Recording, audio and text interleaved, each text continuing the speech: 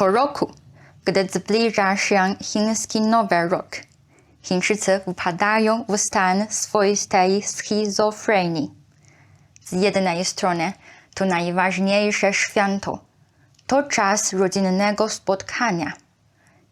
Nieważne gdzie jesteś, wracasz do domu. Ale z drugiej strony wiele osób myśli tylko o jednym. Czy naprawdę muszę wracać? Czy mogę zjeść kolację noworoczną i od razu uciec? Bo wszyscy dobrze wiemy jedno. Rodzinny dom to nie tylko dom, to także cała masa krewnych. I choć widzicie się tylko raz w roku, to wystarczy jedno spotkanie, żebyście nie chcieli się z nimi widzieć przez następne kilka lat. Nagle uświadamiamy sobie, że tak naprawdę wielu Chińczyków nie ma dobrych relacji z własną rodziną. Wiele osób wraca do domu nie dlatego, że tęskni, ale dlatego, że tak trzeba. Bo jeśli nie wrócisz, to jesteś niepobożny wobec rodziny i ludzie będą gadać. Dlatego powrót do domu na Nowy Rok przestał być radosny. Krótko mówiąc, chiński Nowy Rok to jak święta Bożego Narodzenia w Polsce. Dlaczego tak wiele osób boi się wracać do rodzinnego domu? Najważniejszy powód jest prosty. Krewni kompletnie nie mają poczucia granic. Są bardzo zainteresowani twoim życiem prywatnym. Czy masz pracę? Ile zarabiasz miesięcznie? Gdzie kupiłeś mieszkanie? Masz samochód? Jaka marka? Masz partnera? Kiedy ślub? Kiedy dziecko? To nie są pytania z troski.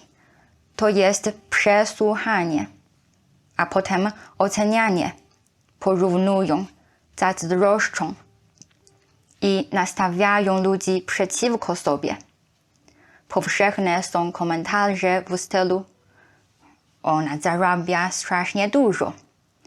Jej mąż jest leniwy i do niczego. On już taki stary, a nadal bez dziewczyny. Często nie cieszą się z tego, że masz dobrze. Są szczęśliwi tylko wtedy, gdy masz gorzej niż oni. Do tego jeszcze mówią ci, jak powinieneś żyć. I są zawsze pewni siebie. Mój mąż mówi, że Chińczycy i Polacy są jak dwa bratanki. Ciekawe dlaczego. Święto wiosny to, jak się też okazuje, doskonała okazja do przymusowego swatania. Nie masz partnera? Krewni zorganizują ci randkę w ciemno. Jutro ciocia kogoś przedstawi. Pójdziecie na obiad. Mówisz, że nie chcesz. Oni odpowiadają: w twoim wieku jeszcze wybrzydzasz? Czy chcesz, czy nie? Czy jesteś gotowy, czy nie? Bez względu na to, jak wygląda twoja sytuacja finansowa i psychiczna. To wszystko jest nieważne. Najważniejsze jest jedno. Wszyscy tak robią. A jak ty tak nie robisz, to będą cię obgadywać przez cały czas. Zarówno prosto w oczy, jak i za plecami. W tym czasie uświadamiamy sobie brutalną rzeczywistość. Poza rodzicami, z wieloma krewnymi naprawdę nie łączy nas żadna więź. Widzicie się raz w roku. Na co dzień nie macie kontaktu. Ale w czasie Nowego Roku trzeba chodzić od domu do domu z życzeniami. Musisz się uśmiechać, kiwać głową, mówić miłe słowa i udawać, że jest fajnie. u mnie wszystko dobrze. Praca w porządku. Życzę zdrowia. To jak wielki spektakl towarzyski. Jesteś zmęczony, ale musisz być grzeczny. Całe to świętowanie kosztuje też za dużo pieniędzy. Trzeba kupować prezenty, dawać czerwone koperty z pieniędzmi i zapraszać ludzi na jedzenie. A jak kupisz prezent, powiedzą, że niepraktyczne. Jak nie kupisz, powiedzą, że brak kultury.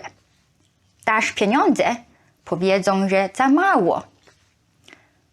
Cokolwiek zrobisz, będzie źle. Dla wielu młodych ludzi jeden wyjazd do domu na święta oznacza, że cała miesięczna pensja znika.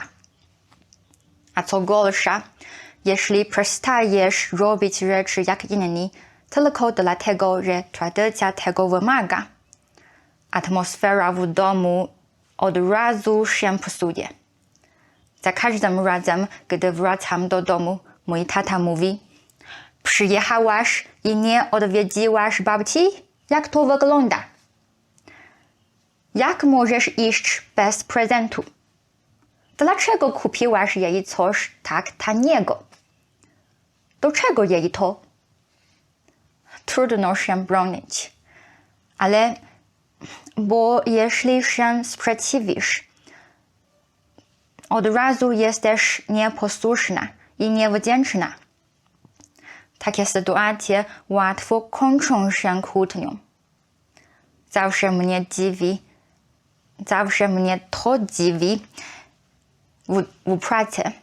Wszyscy są uprzejmi dla kolegów i bardzo grzeczni wobec szefa. Ale w domu nagle tak łatwo narzekać, krzyczeć i obrażać innych.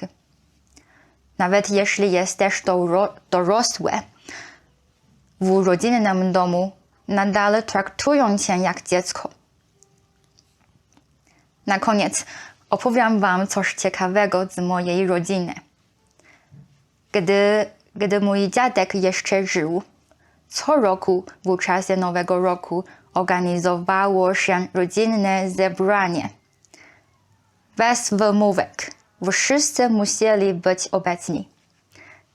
Spotkanie było bardzo oficjalne. Dziadek po kolei oceniał każdą osobę. Podsumowywał osiągnięcia roku. Chwalił, krytykował, mówił o duchu partii i na koniec przedstawiał plany na przyszłość. Atmosfera była bardzo poważna, jak na zjeździe partii komunistycznej. Raz wygrałam nagrodę. Dziadek pochwalił mnie przed całą rodziną. Dał mi wielki czerwony papierowy kwiat i dyplom. Puścił nawet specjalną pieśń z ceremonii przyznawania nagród. To było bardzo kłopotliwe. Czasem dziadek wspominał swoje trudne młode lata. Wzruszał się, zaczynał płakać, a potem krztusił się jedzeniem i długo kaszlał. Na szczęście po śmierci dziadka nigdy nie mieliśmy takich zebrań. Wszyscy uważali je za śmieszne i irytujące, ale nikt nie miał odwagi tego powiedzieć. Podsumowując, święto wiosny nie jest radosnym świętem, ale nie dlatego, że nie kochamy rodziny, ale dlatego, że relacje są skomplikowane, emocje są ignorowane, granice są łamane, a obowiązki są większe niż radość. Ludzie nie boją się wracać do domu. Oni boją się wracać do miejsca, gdzie nie są szanowani, nie są rozumiani i nie mogą być sobą. Może nasi rodzice i dziadkowie nigdy nie uznają, że coś wymaga refleksji, ale przynajmniej nasze pokolenie zaczęło rozumieć, że relacje nie powinny opierać się tylko na więzach krwi, ale na wzajemnym szacunku. Może nadal idziemy na kompromisy, uciekamy i kłócimy się, ale przynajmniej wiemy, że problem nie leży tylko w nas. Jeśli ty też boisz się wracać do domu, jeśli ty też masz krewnych, których nie lubisz, to nie jesteś sam. Każdy takich ma. Dobra, to już koniec dzisiejszego filmu. Dziękuję za obejrzenie. Proszę zasubskrybujcie i do zobaczenia za tydzień. Pa!